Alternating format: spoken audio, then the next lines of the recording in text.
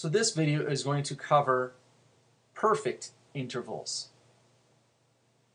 First off, what are perfect intervals? Well, there are only 4 perfect intervals in our Western tonal system, and they're named perfect because they have the most consonant sound versus dissonant sound. And not to get ahead of myself, but in major and minor scales, you will have perfect intervals.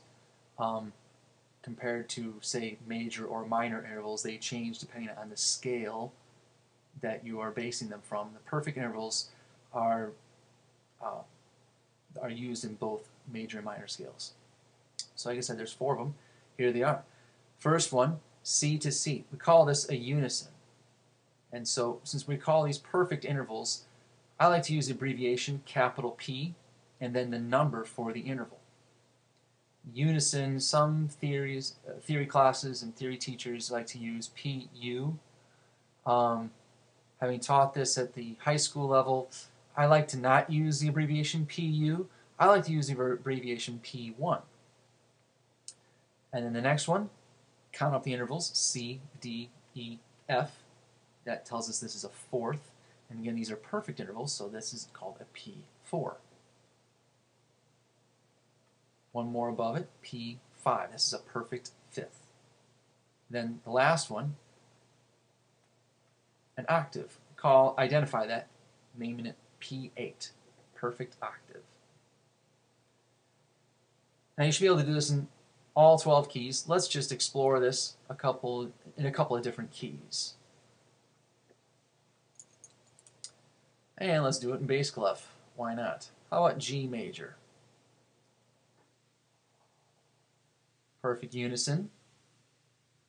Let's use bar lines to separate them. Perfect 4th. Perfect 5th. And then the perfect octave. I'm basing this off of G being the tonic. We're in G major. Let's do this without any kind of key reference and see how we can come up with the same type of intervals. Let's go back to treble clef. Let's start on B natural. And so let's actually simulate what it would be like if you were doing some music theory homework for an introduction to music theory course.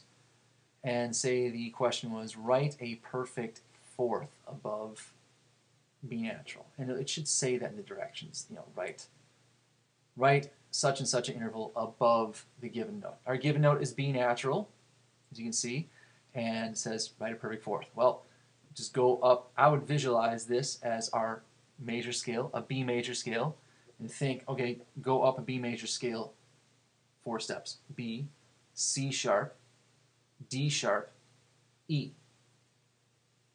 You can check it based on just the staff too. 1, 2, D is 3, 4. I always use a major scale, and then with minor intervals use a minor scale, but just going up a 4th and knowing that a 4th is going to be labeled as a perfect 4th, there you go, you can label it.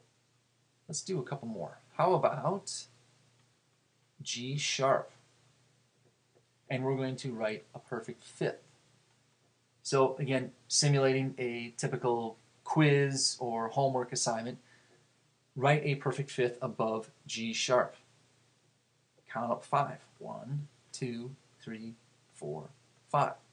And I would use a major scale as a reference. As if you're thinking in G sharp major, G sharp, A sharp, B sharp, C sharp. The next one is D sharp, not D natural. There's no D natural in a G sharp major scale, so we need to label that as a D sharp. How about 2 more? And then we're going to alter our criteria. F. So write a perfect unison to F. This is actually pretty easy. Unison is the same pitch name. Perfect means we don't need to alter it with a sharp or flat. And last but not least, how about a E flat? We did sharps. We don't want to neglect our flats. write a perfect octave above E flat. Go straight up an octave with the flat sign, write an E flat. Now let's alter our criteria, like I said before. You can take a perfect interval, capital P for perfect, and you can either expand or contract the interval by a half step. So first off, let's expand the interval by a half step. You're adding a half step. This would then change the quality from perfect to capital A. What does capital A stand for? Augmented. So an augmented interval. So let's go back to our simulating a homework assignment. Homework assignment where the teacher asks, write an augmented fourth above G. Well, first off, find the fourth above G.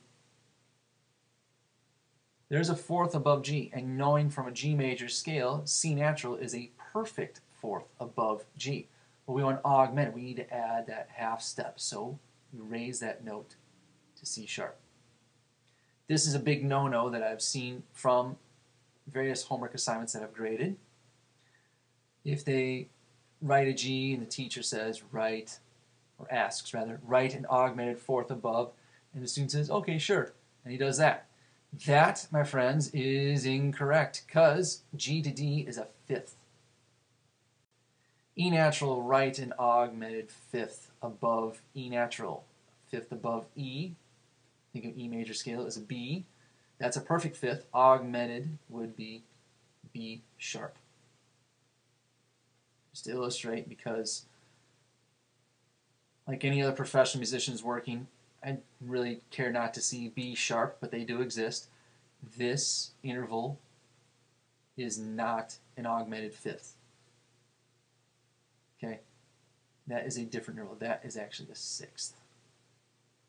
We haven't discussed sixth yet. We're still on perfect intervals and altering those perfect intervals. So augmented fifth above E is B sharp. Let's go the opposite direction. So we have a perfect interval, and say we shrink or shorten the distance between the two notes by a half step. That would change the perfect interval to a diminished, lowercase d, diminished interval. Let's stay in bass clef. So we have a B flat, and the question is, write a diminished octave.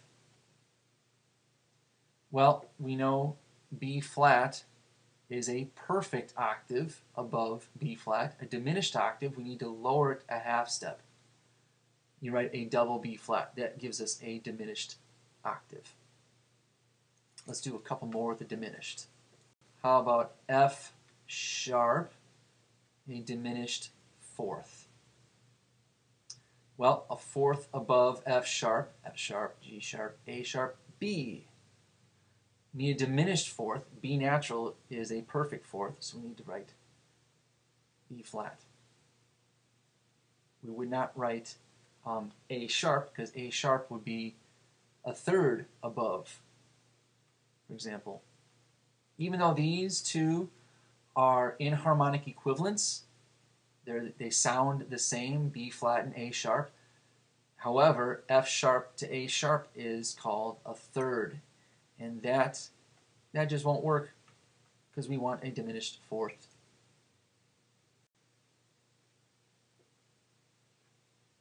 Okay, here we go. The first one. Perfect fifth above A. E natural. Think of the A major scale. A, B, C sharp, D, E. And our friend the G flat, a diminished fourth above G flat. G flat, A flat, B flat, C flat. That is a perfect fourth, a diminished fourth. C double flat. Yuck. Of course, you know, if you're composing or arranging music, you could do your brass friends or your string friends, depending on the key, a huge favor by transposing it to an easier key.